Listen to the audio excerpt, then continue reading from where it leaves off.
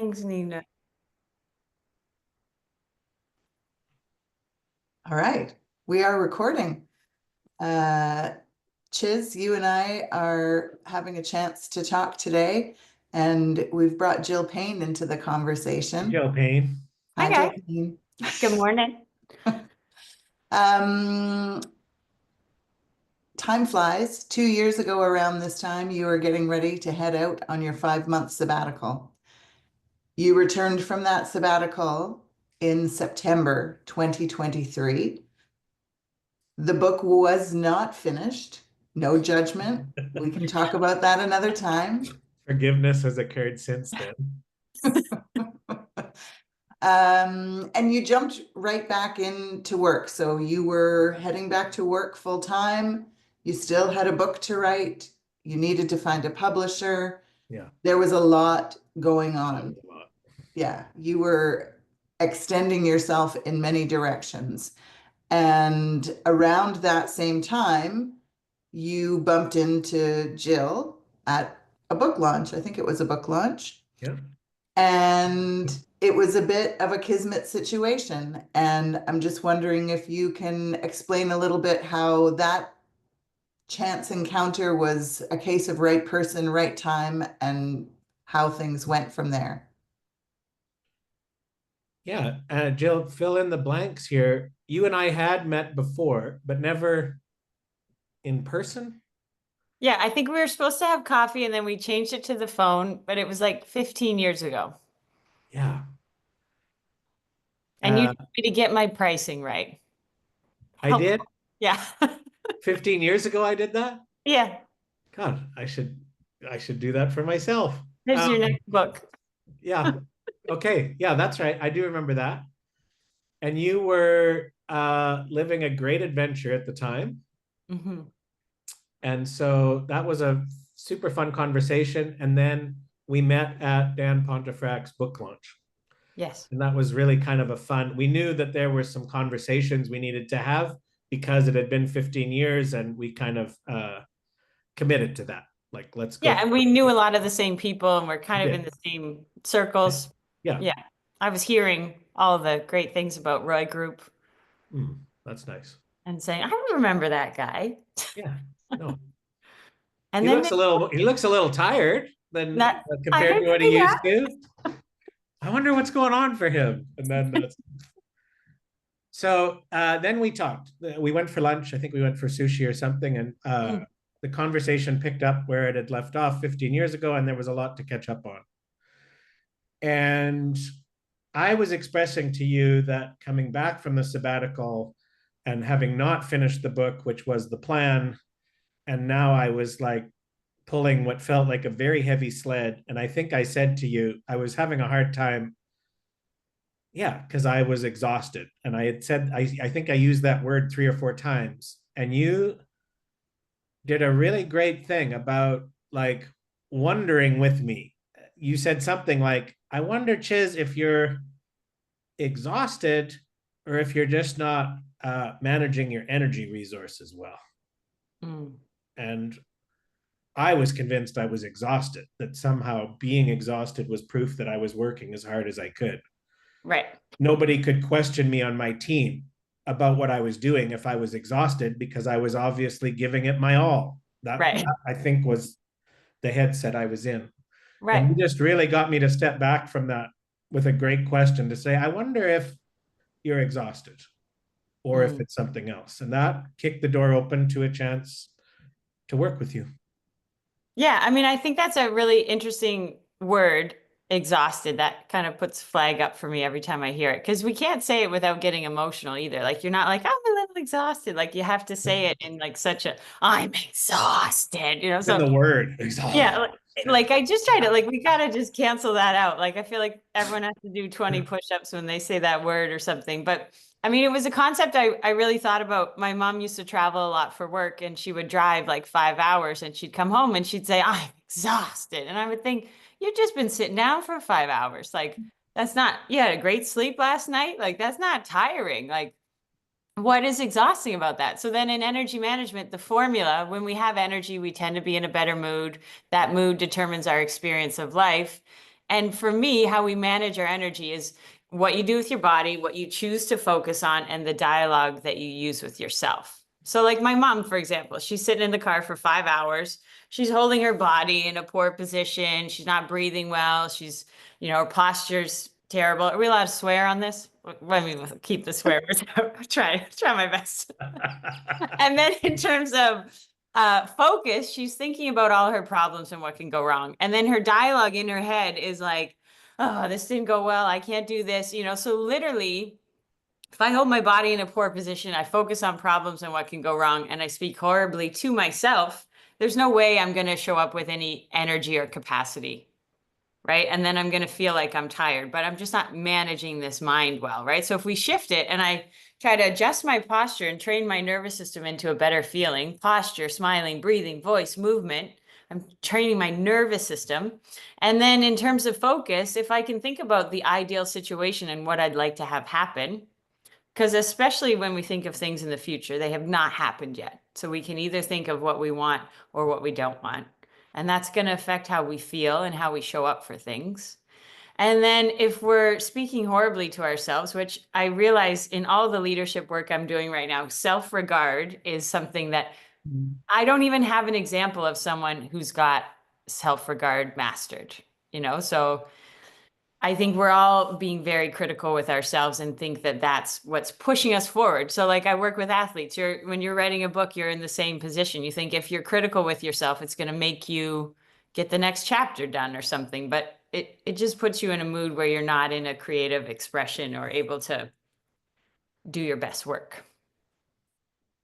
So after this chance meeting, we did a great 12-week program with you, Jill, that it was really a great opportunity. It was something Chiz wanted to do, and he took a bunch of us along for the ride. And it made a huge difference in how we were operating with ourselves and with each other as a team. I'm not saying that the foreword of the book should be dedicated to you or anything like that, but I think I'm open to it. I think that it was a game changer. And Chiz, I wonder if you can explain a little bit about how the management of your energy changed the trajectory of that part of the experience of writing the book for you. Yeah, I mean, I have to say, I think it was time with Jill and then time together talking about it that made a big difference. The thing that really got me, which was running alongside conversations with my own coach, Robert Henderson, who was really getting me to balance like how much I gave to intention versus how much I gave to attention. And he was suggesting I might be smart to just ease up on so many intentions every day and just pay attention, which really lined up with what Jill already mentioned, like paying attention to your physicality, your body, paying attention to where your focus is going, and paying attention to the dialogue that's kind of running in your head. It was also the surprise. I've told Jill this, like 3 years ago, I would have been incredibly cynical about doing this sort of work. And I think it was Jill's conviction around, if you are the kind of person that would like to accomplish some important things, you've got to really pay attention to your energy and take care of it and protect it and put systems in place that change things. So there was practical. What's that? Did you put some systems in place that changed things? I think I was really struck by Jill, I think you talk about like the soil, the seeds, and then surrender. And that for me, being from Saskatchewan and being part of that cycle every year growing up, that really landed with me. And so, like, for instance, paying attention to the soil or the conditions, the biggest change I made was to not touch Roy Group work until 9 a.m. and to not feel bad about that. Which is a reasonable hour, I just want to Like, say. it's the Dolly Parton song, like you work It's 9 to 5. right. It's not like noon, you know. No, it's not noon. And but I suddenly did remember, like, a lot of mentors in my past would maybe work till 6 or 7 at night, but they wouldn't come into the office until 10. Like, they had a life before work to have a coffee with their partner, to go for a walk, to go to the gym, to like spend some time doing the sorts of things that kind of recharges the batteries, so that by the time you do hit work, your work is getting like a really clear thinking, positive force to move things forward. So that has been transformational over the last year. I think it's, yeah, become something that I just really know the value of.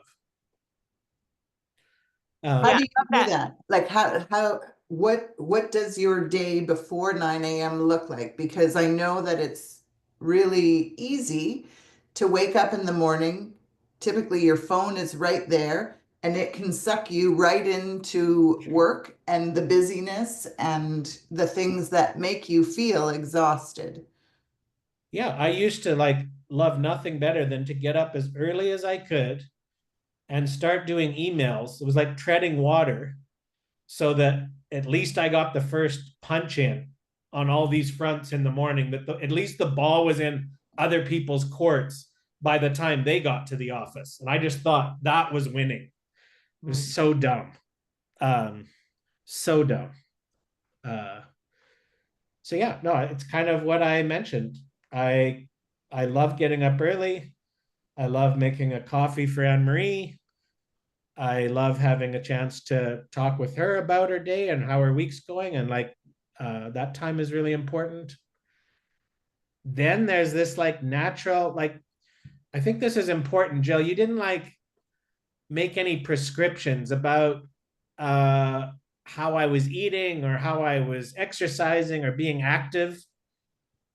You just kind of invited me to pay attention of what would feel good.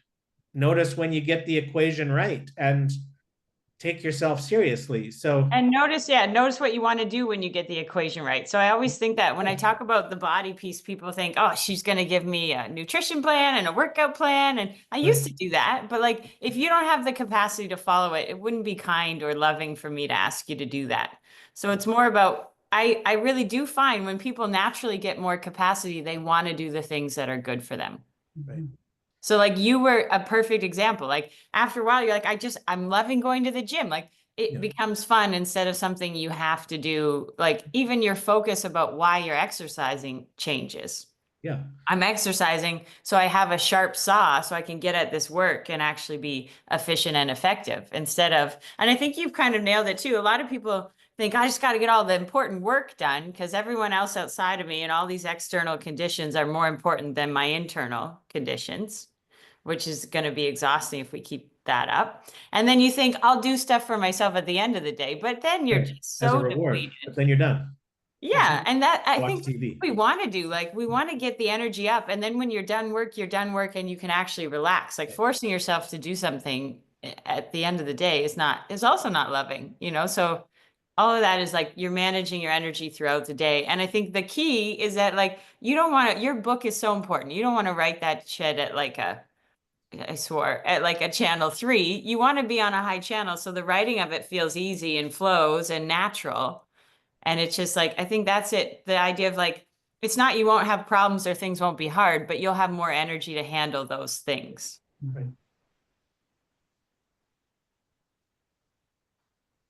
You have written a book, Jill. Yes, I did.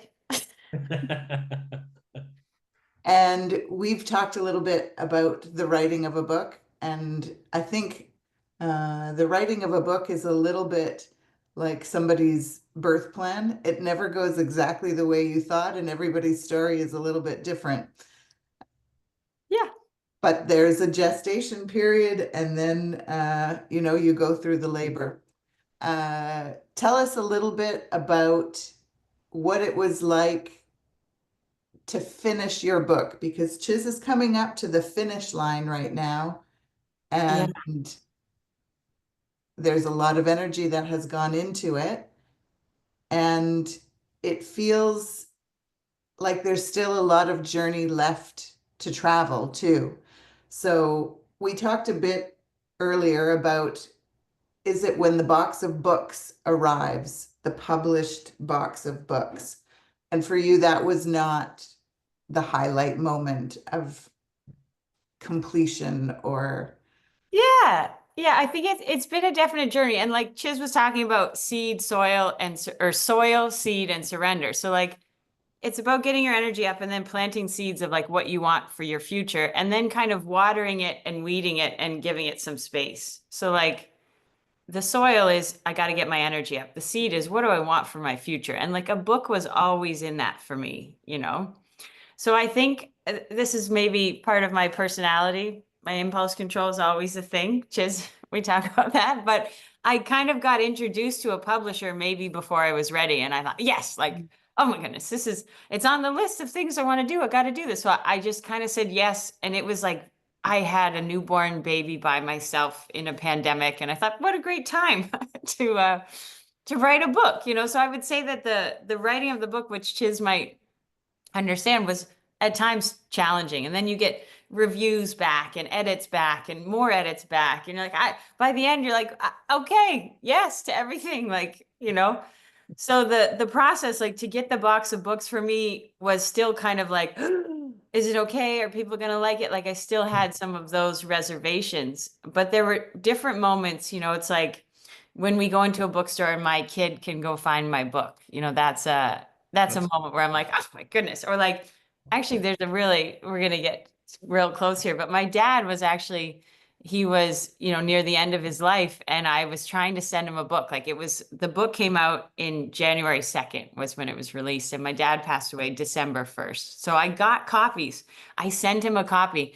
And my mom's like, I don't think he got it. And then I got a message from my brother that said he was in a care home and he had been cleaning out his room and had found the book and the care workers were reading it to him. So like that was also super important to me. But now I feel like it's when I get a random message from someone I don't know who said like I got this book from so and so and I got this out of it or so there's something about it like all of my thoughts are put into this one like thing that you can hold and then someone who doesn't know me can read it and understand what I'm trying to get across. So I think that's the real cool part for me is like my body of work is in something that's tangible and someone that I'm not connected to can grab it and understand it. You know, so recently I found out that it's actually a finalist in some book awards. So that's also kind of a moment where like, because in the beginning, kind of all your friends are getting your book and they know they already know it, you know? So like, that's just kind of like,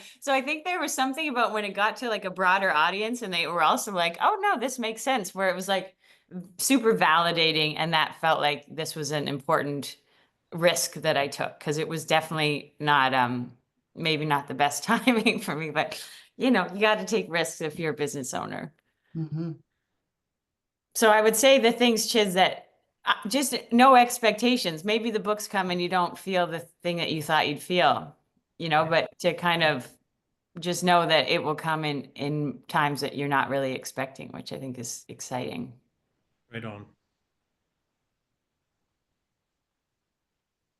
Yeah, I think there was always going to be a book, but there's something you said, Jill, that I think the fact that I've been able to kind of get my focus back on it and just kind of notice an appetite that I really want it to be helpful more than anything else is the work that we did with you has definitely made the quality of what we're going to produce much higher. Yeah, Rather than just having finished it to get it done. right. You kind of, yeah, you made a big difference for me to want to finish it well. Yeah, it was a cool time to manage your energy because, like, I think the higher channel you're on, the better words you're choosing, you know? Like, it's just connected to something different than I got to finish this, which I think a lot of people are stuck in that. We're on a low channel and we just got to get all these things checked off, but we're not thinking about, am I even enjoying it? Like, am I enjoying the process of writing this? Do I feel good about what I'm producing? Am I proud of my work, you know? Yeah, am I open to changes being suggested by people who really know what makes a great and helpful book.